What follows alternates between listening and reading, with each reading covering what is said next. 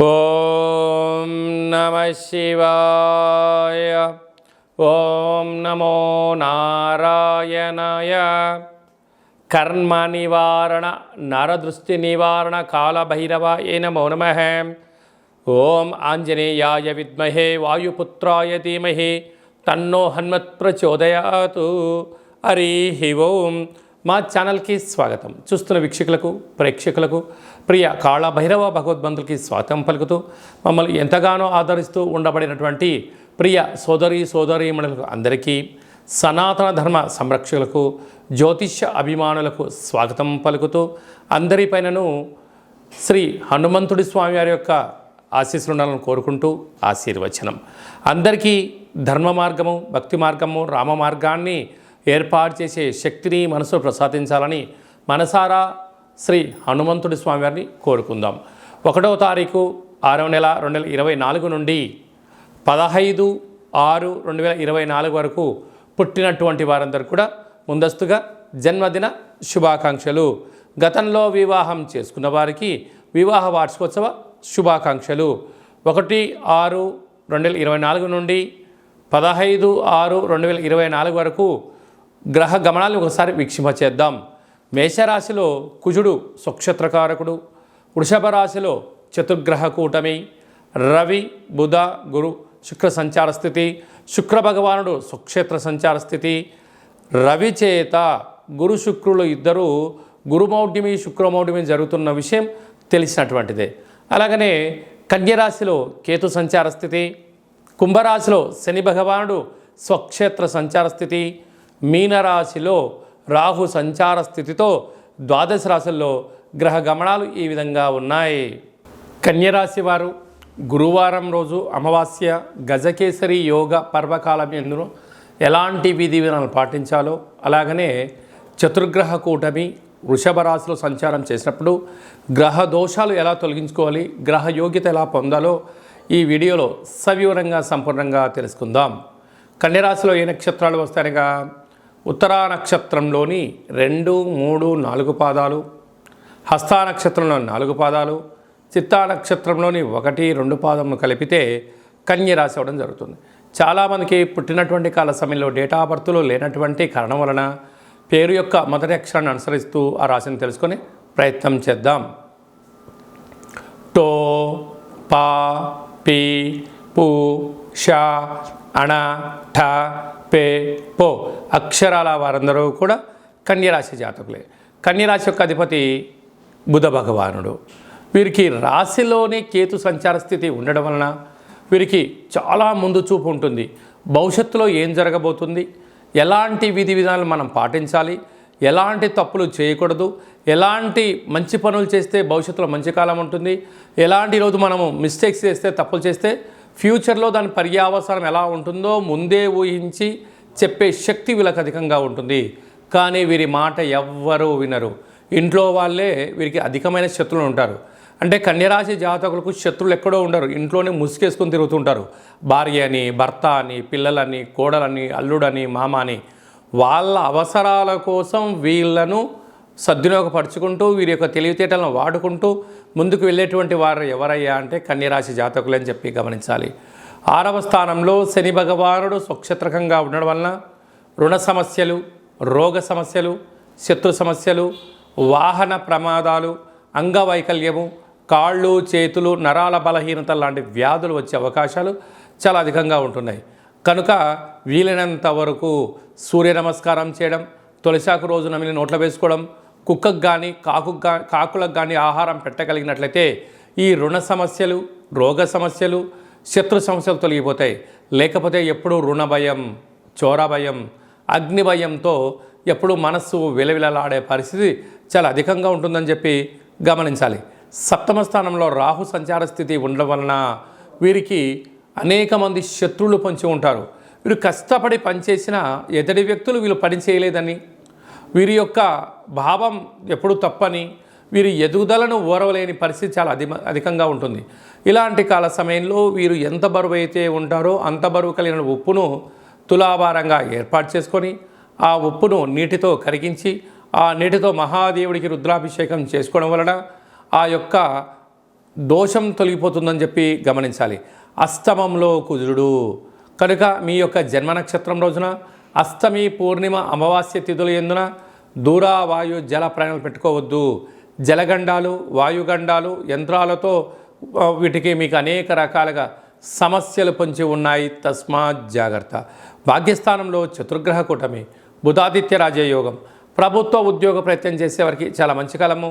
Private రంగాలలో promotions రావడము, రవిచేత గురువు, రవిచేత శుక్రుడు హస్తగతం అవ్వడం వలన నూతనమైన ఏదైనా పనులు ప్రారంభించే కాల సమయంలో స్వల్పంగా మందగించినను మీరు ఆందోళన చెందనక్కర్లేదు. చాలా మంచి కాలము ముందు రోజులు ఉన్నాయని చెప్పి గమనించాలి. కనుక ఈ గురువారం రోజు అమావాస్య రావడం వలన గజకేసరి యోగం కలగాలి అన్నట్లయితే వీలైనంతవరకు కాళభైరవ స్వామికి స్మరణ, సౌభాగ్య ముడుపు, హోమ కార్యక్రమంలో పాల్గొనడం వలన మీకు గ్రహయోగ్యత కలుగుతుందని చెప్పి గమనించాలి. అదే కాకుండా వీళ్ళకు భాగ్యస్థానంలో చతుర్గ్రహ కూటమి ఉంది కనుక మీ భార్యాభర్తల మధ్య మూడో వ్యక్తుల సలహాలు కానీ, మూడో వ్యక్తులు ఎంట్రీ అవ్వడం కానీ, చిన్న చిన్న విషయాలకు ఆందోళన తగదు అని చెప్పి మీరు గుర్తుపెట్టుకోగలగాలి. ఏ కొద్దిపాటి మీరు మూడో వ్యక్తుల దగ్గర పచ్చడి సంసారాన్ని నిప్పులు పోసుకోవడము, విడిపోవడము, గొడవపడము, పోలీస్ స్టేషన్లు, కోర్టు అనేటువంటి పరిస్థితి ఉంటుంది.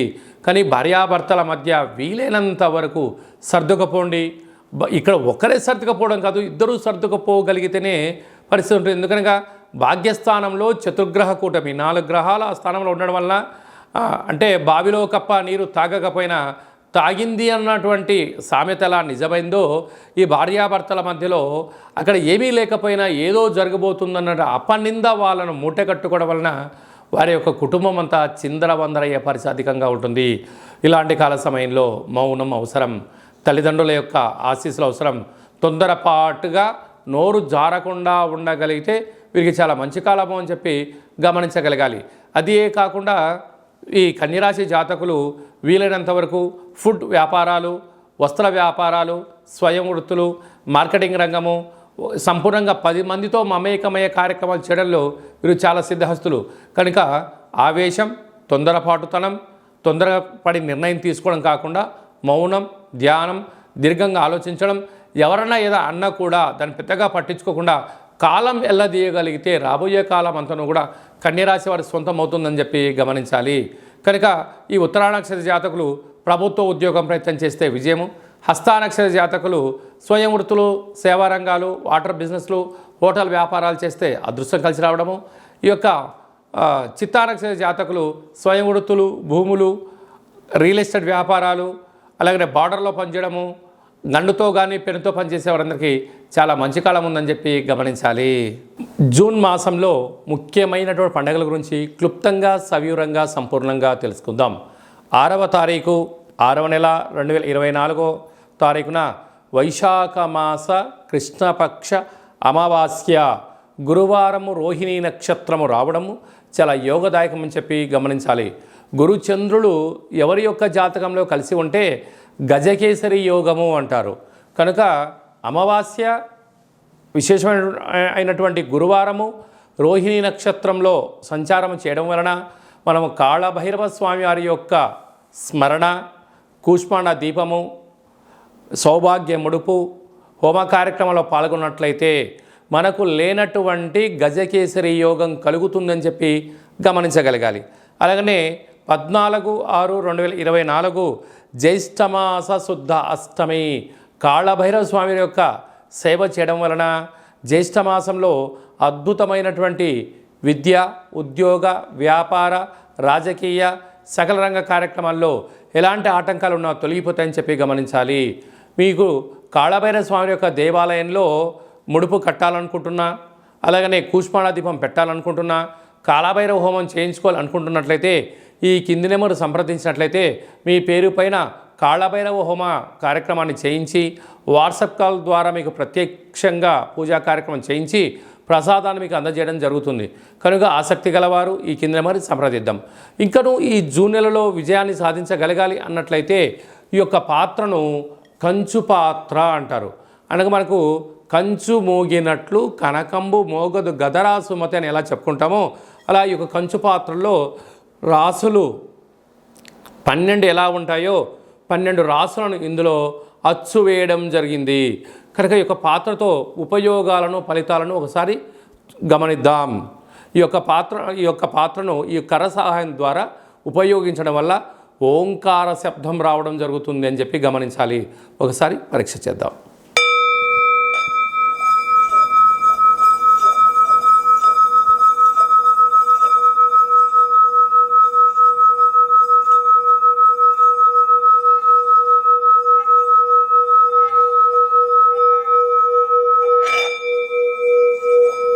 ఈ యొక్క శబ్ద తరంగాల ద్వారా మానవుని శరీరంలో ఉండబడినటువంటి 7 చక్రాలు వికసింపచేసుకోవడము, ఇంట్లో ఉండబడినటువంటి జ్యేష్ఠాదేవి బయటికి వెళ్ళడము, గ్రామంలో సంచరించేటువంటి లక్ష్మీదేవి మన ఇంట్లోకి రావడము, నరదృష్టి, శత్రు ప్రభావాలు, తంత్ర తాంత్రిక ప్రయోగ దోషాలు తొలగిపోతాయని చెప్పి గమనించగలగాలి. ఈ యొక్క అక్షయ పాత్రతో పాటి ఒక కాళభైరవ స్వామి యొక్క పిరమిడు, డాలరు, కంకణము, పూజించేటువంటి రక్షాబంధనాన్ని మీకు అందజేయడం జరుగుతుంది. కనుక ఇంటింటా కాళభైరవం అనేటువంటి కార్యక్రమంలో మనమందరము కాళభైరవ స్వామి యొక్క అక్షయపాత్రను స్వంతం చేసుకుందాం, గృహంలో ఉంచుకుందాం, అష్ట కష్టాలకు స్వస్తి పలుకుదాం, అష్ట ఐశ్వర్యాలకు స్వాగతం పలుకుదాం. అలాగనే మీ వ్యక్తిగత జాతకం తెలుసుకోవాలనుకుంటున్నారా? మీరు పుట్టినటువంటి తేదీ, నెల, సంవత్సరం, సమయం మీ పేరు రాసి పంపించినట్లయితే 100 సంవత్సరాల జాతకాన్ని రాసి పంపించడం జరుగుతుంది. మీరు పుట్టినటువంటి కాల సమయంలో గ్రహ గమనాలు ఎలా ఉన్నాయి, ప్రస్తుతం ఎలా ఉంటున్నాయి, రాబోయే కాలంలో ఎలా ఉండబోతున్నాయో మీకు సవివరంగా సంపూర్ణంగా తెలియజేయడం జరుగుతుంది. అలాగే చాలామందికి పుట్టినటువంటి కాల సమయంలో డేటా ఆఫ్ బర్త్లు లేనటువంటి కారణం చేత మీ పేరు యొక్క మొదటి అక్షరాన్ని అనుసరిస్తూ రాశిని తెలియచేస్తూ గ్రహస్థితి ఇప్పుడు ఎలా ఉంది, రాబోయే కాలంలో ఎలా ఉండబోతుందో అనేటువంటి కారణం చేత రమణ శాస్త్రం ద్వారా అనగా గవ్వల ద్వారా కాళభైరవ ఉపాసన చేత భూత భవిష్యత్ వర్తమానాన్ని మీకు తెలియజేయడం జరుగుతుంది. కనుక వ్యక్తిగత జాతకం తెలుసుకోవాలనుకుంటున్న వారు ఈ కింది నెంబర్ని ఆన్లైన్ ద్వారా కానీ ఆఫ్లైన్ ద్వారా కానీ వాట్సాప్ ద్వారా కానీ సంప్రదించి అపాయింట్మెంట్ తీసుకొని సంప్రదించి మీ యొక్క జాతకంలో ఉన్న దోషాలను తొలగించుకోగలరు అని చెప్పి గమనించాలి. అలాగా మీ అబ్బాయి కానీ అమ్మాయికి కానీ పాప కానీ బాబు కానీ పుట్టినట్లయితే వారి యొక్క జన్మనామము ఎలాంటి పేరు పెట్టుకోవాలి, ఆధ్యాత్మిక నామాలు ఏంటి అనేది కూడా తెలియజేయడం జరుగుతుంది. అలాగే మీ అబ్బాయి కానీ అమ్మాయికి కానీ ఎంత ప్రయత్నం చేసినా వివాహం జరగడం లేదా, జాతకంలో ఎలాంటి యోగాలు ఉన్నాయి, ఎలాంటి దోషాలు ఉన్నాయి, ఎలాంటి వధువు చేత ఎలాంటి వరుడు చేత మీరు వివాహం చేసుకుంటే యోగం కలిసి వస్తుందో అలాంటి గ్రహమైత్రిని గణాలను గుణాలను తెలియచేస్తూ వీరి ఇద్దరి వివాహ తదనంతరము ఎలాంటి పరిస్థితి ఉంటుందో కూడా ముందే తెలియజేయడం జరుగుతుంది. అలాగా వివాహమైన దంపతులు తరచుగా గొడవ పడడం, చిన్న చిన్న విషయాలకు ఆందోళన చెందుతున్నట్లయితే ఈ కింది నెంబర్ సంప్రదించినట్లయితే వారి యొక్క జాతకంలో ఉన్న గ్రహదోషాలు తొలగించి పేర్ల యొక్క కొన్ని మార్పులు చేయించి వారిద్దరూ శ్రీ పార్వతీ పరమేశ్వరులు ఎలా ఉంటారో అలా ఉండేటువంటి సలహాలు సూచనలు ఇవ్వడం కూడా జరుగుతుంది. అలాగా మీ అబ్బాయి కానీ అమ్మాయి కానీ చదువులతో ఉత్తీర్ణత శాతము, తర్వాత 10th క్లాస్ తదనంతరము ఇంటర్మీడియట్లో కానీ డిగ్రీలో కానీ పై చదువులో కానీ వారి యొక్క జాతకరీత్యా ఎలాంటి చదువులు చదువుకుంటే ఎలాంటి ఉద్యోగాలు వచ్చే అవకాశాలు ఉంటాయి కూడా మీకు సవివరంగా సంపూర్ణంగా తెలియచేయడం జరుగుతుంది. అలాగనే చాలామందికి వాస్తు జ్యోతిష్యం నేర్చుకోవాలి అనుకుంటున్న వారందరికీ కూడా మన యొక్క కాళభైరవ స్వామి యొక్క దేవాలయంలో వాస్తు జ్యోతిష్యం నేర్పించడం జరుగుతుంది. అలాగనే మనకు చాలామందికి కాళభైరవ స్వామి యొక్క పూజ ఎలా చేసుకోవాలి, కాళభైరవ స్వామి యొక్క మంత్ర సాధన ఎలా చేయాలి, కాళభైరవ స్వామి యొక్క మంత్ర ఉపదేశం ఎలా తీసుకోవాలి అనుకుంటున్న వారందరికీ కూడా మన యొక్క దేవాలయంలో వారి యొక్క జాతకరీత్యా కాళభైరవ మంత్ర ఉపదేశాన్ని చేయడం కూడా జరుగుతుంది. కనుక ఆసక్తి గలవారు ఈ కింద నెంబర్ సంప్రదించగలరు. అందరికీ శుభం, జయం, లాభం జరగాలని కోరుకుంటూ ఆశీర్వచనం. ఓం దాశరథాయ విద్మహే సీతావల్లభాయ ధీమహి తన్నో శ్రీరామచంద్ర ప్రచోదయాతు. హరి ఓం.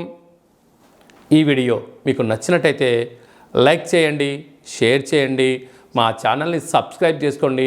మేము చేస్తున్న వీడియోలు ఆధ్యాత్మికమైనటువంటి ధర్మ సందేహాలను అందరికన్నా ముందుగా మీరు చూడాలి అన్నట్టయితే గంట సింబల్ని ప్రెస్ చేయండి, పైన ఆలని పెట్టుకొని తెలియచేయండి. మీరు ఎవరి క్షేమాన్ని అయితే కోరుకుంటున్నారో అంటే మీ క్షేమాన్ని ఎవరైతే కోరుకుంటున్నారో వారికి కూడా ఈ యొక్క భక్తి సమాచారాన్ని చేరవేసి భగవంతుడి యొక్క ఆశీస్సులు పొందగలరు.